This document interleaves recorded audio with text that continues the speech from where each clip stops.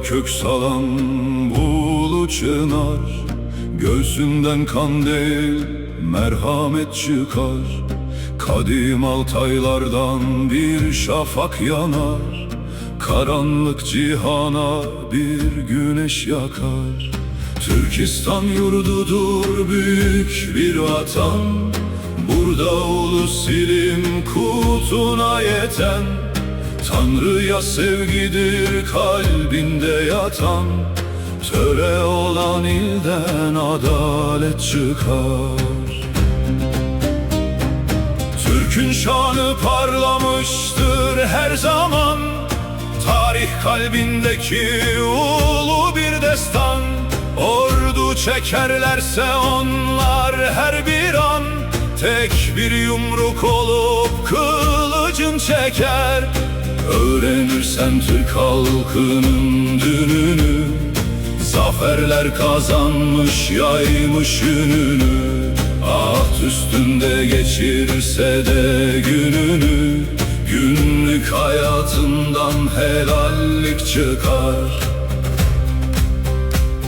Bozkırlar titredi atlar altında, kartallar uçtular dağlar üstünde. Alplarımız gezdi düşman kastında, yiğitler koluna kalkanı takar.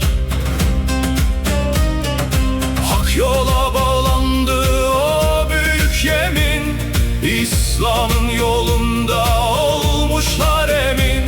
Türkmenin kimliğin tanıdı zemin, halkın hamlesinden yıldırım çakar.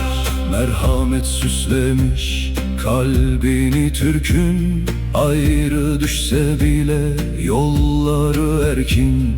Birleşen yürekler gösterir görkün, her Türk'ün kalbinden insanlık akar. Bilge Han demişti titre ve uyan, ey ulu milletim köküne dayan.